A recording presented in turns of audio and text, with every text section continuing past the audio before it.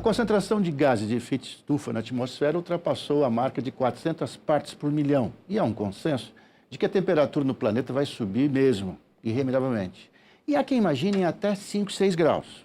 Esse quadro preocupante ocupou as atenções do processo preparatório para o novo Acordo do Clima, que a ONU pretende assinar em 2015 para implementar a partir de 2021. Quem esteve nas negociações preparatórias em Bonn, na Alemanha, foi o deputado Alfredo Siquis, do PV do Rio de Janeiro. O Palavra Aberta é transmitido também pela Rádio Câmara FM. Mas, deputado Alfredo Siquis, eu queria começar essa conversa fazendo uma pergunta. Porque essas questões todas, as reuniões preparatórias, e vamos nos encontrar em 2015, geralmente isso é muito divulgado, é muito... né? E eu confesso, eu sou uma pessoa que toda hora estou lendo as coisas, acompanhando, e eu vi muito pouco sobre isso, eu nem sabia que tinha havido essa reunião. Foi uma coisa assim, tipo, sejamos discretos para não chamar atenção, senão a imprensa vem e começa a especular demais, é isso ou não? Bem, foi uma reunião não deliberativa e a maior parte dos países não tinha os seus negociadores titulares, os seus principais negociadores. Ainda assim, foi uma reunião com a participação de 193 delegações. A delegação brasileira foi conduzida pelo embaixador André Corrêa do Lago, que é o nosso segundo nas negociações. É o titular, o embaixador Luiz Alberto Figueiredo, e o segundo, André Corrêa do Lago, que até, inclusive, intelectualmente, é uma das grandes forças ali desse processo das Nações Unidas. Então, e foi uma reunião, digamos assim, para a bola correr solto, você entende? Não estava se deliberando, não estava se negociando. No entanto, eu vi os mesmos vícios dessa reunião que eu vejo nas reuniões, as chamadas COP, Conferences of Parties, Conferências das Partes, que costumam acontecer no final de todos os anos. No ano passado foi no Catar, né? E esse ano está sendo programado para Varsóvia, na Polônia. De qualquer maneira, essa reunião foi uma primeira reunião para começar a discutir aquilo que será, provavelmente, o acordo a ser assinado em 2015 em Paris. Agora, eu te perguntar uma coisa, como eu abri a nossa conversa aqui.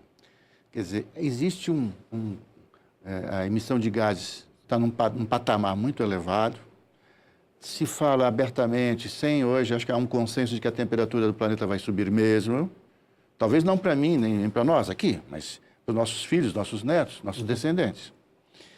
Há 30 anos não existia tanto consenso, tanta certeza sobre isso.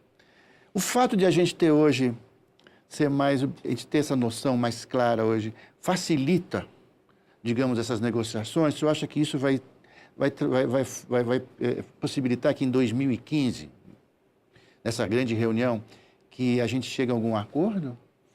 Olha, eu sou cético em relação à possibilidade do sistema das Nações Unidas, que depende do consenso, de uma decisão por consenso de 193 países, consiga chegar a um texto que garanta aquilo que os cientistas dizem ser fundamental, ou seja, conter a concentração de gases de efeito estufa na atmosfera em 450 ppm, da partes por milhão, já estamos em 400, o que daria uma chance de se conter o aumento da temperatura na Terra durante esse século em até 2 graus.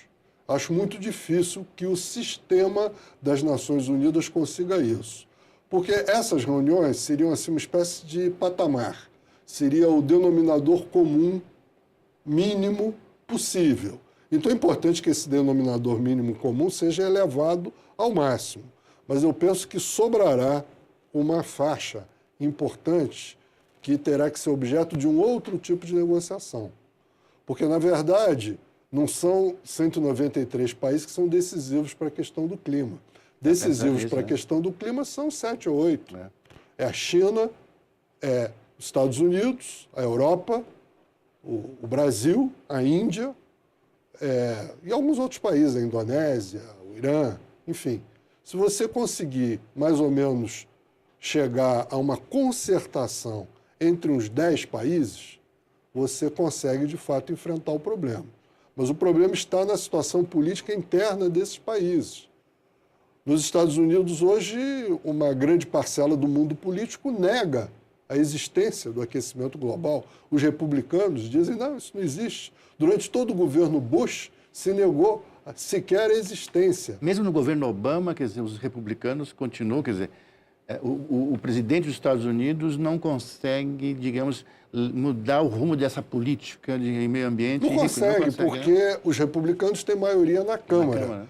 E no Senado, eles têm próximo de um equilíbrio, e existem 3 ou 4 senadores democratas que vêm de estados que são muito dependentes das centrais elétricas a carvão. E um dos grandes problemas das emissões americanas é justamente as centrais elétricas a carvão. Agora, nos Estados Unidos acontece uma coisa curiosa. Os Estados Unidos não aceitam, por essa situação política interna, assinar acordos, não aceitaram, afinal, assinar o Acordo de Quioto, de 1997. Em Copenhague também fizeram um papelão. No entanto, nos últimos 3, 4 anos, os Estados Unidos, de fato, conseguiram reduzir as suas emissões em mais de 10%. Porque são novas fontes de energia? Exatamente. Bom, primeiro a recessão, né, jogou um papel, mas, sobretudo, a descoberta do gás de xisto. O gás de xisto, nos Estados Unidos, está sendo explorado a um preço baixíssimo, virou competitivo em relação ao carvão e praticamente metade das emissões de carvão foram substituídas por gás de xisto, que tem uma série de problemas e, inclusive, não se sabe se isso, de fato, vai durar. Primeiro, se vai durar essa correlação de preço tão favorável do gás de xisto em relação ao carvão. A segunda coisa é que esse processo tem impactos ambientais locais, sobre o lençol freático, uma série de coisas. Eu vi uma reportagem lá na Pensilvânia. Isso. E tem uma outra coisa que não se sabe ainda até que ponto existem vazamentos de metano, o gás vazando diretamente para a atmosfera no processo de extração e no processo de transporte do gás pelo gasoduto, porque o metano ele é 21 vezes mais ativo como gás de efeito estufa do que o próprio CO2, que o próprio carbono.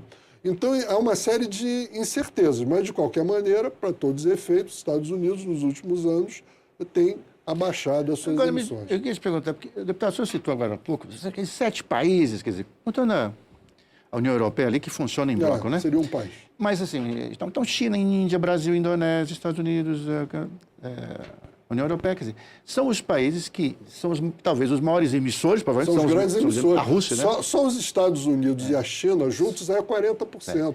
Se os Estados Unidos e a China se acertarem de alguma forma e começarem a reduzir drasticamente as suas emissões, já é uma coisa muito significativa. Eu estava pensando assim, os 7, 8 que são os maiores emissores também são aqueles que politicamente mais contam nas histórias todas.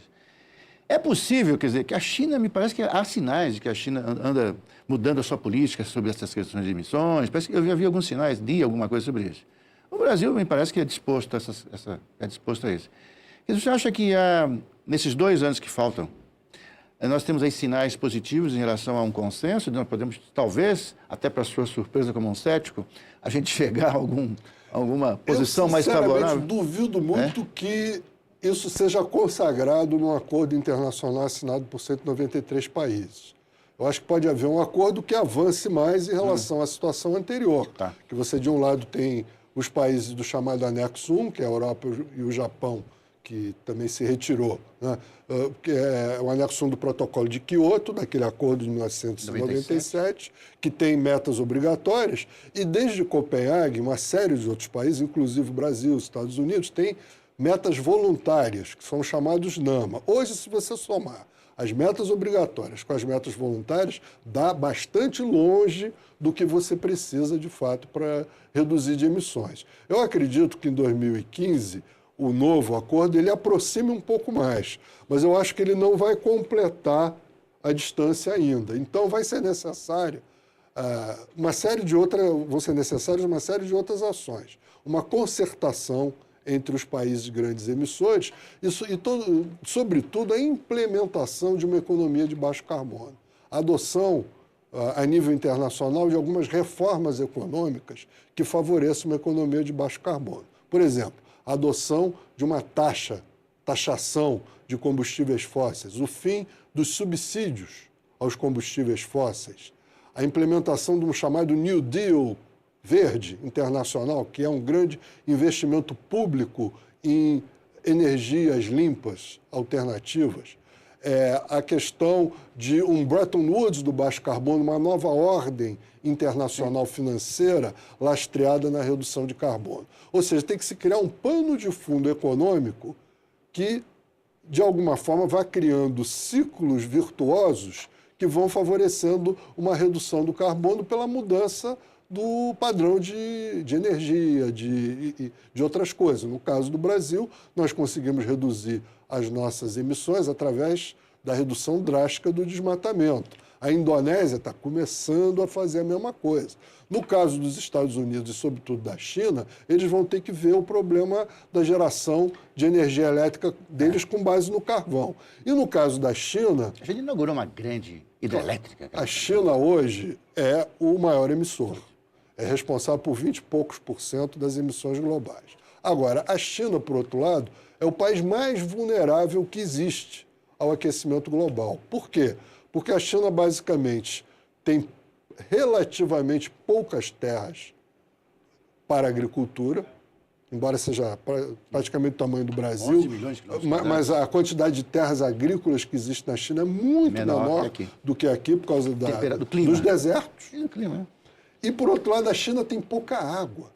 Então, quando você tem pouca terra para a agricultura, tem pouca água, esse processo de aquecimento global é uma ameaça dramática. Quer dizer que a China é diretamente interessada nessas questões? A China tem interesse próprio em atacar esse problema. Para a gente terminar, que nós estouramos nosso tempo, mas eu queria fazer uma perguntinha, só para... mas o senhor falou, bom, diminuiu o desmatamento na Amazônia, nosso desmatamento na Amazônia, mas o nosso rebanho pecuário, né, a agropecuária está aí, os nossos bois estão aí emitindo. E os carros que a gente está... As cidades estão entupidas. Quer dizer, o senhor falou que melhorou, mas a impressão que a gente tem... Por isso que eu queria te perguntar, que a gente está andando meio de lado, não está, não? Está, até porque está sendo feita pelo Ministério de Ciência e Tecnologia, já foi feita, ainda não foi anunciado, nós inclusive estamos cobrando que seja divulgado a estimativa de emissões e brasileira, mais recente. A estimativa de emissões brasileiras mais recente provavelmente vai dar pela primeira vez causas não florestais à frente do desmatamento.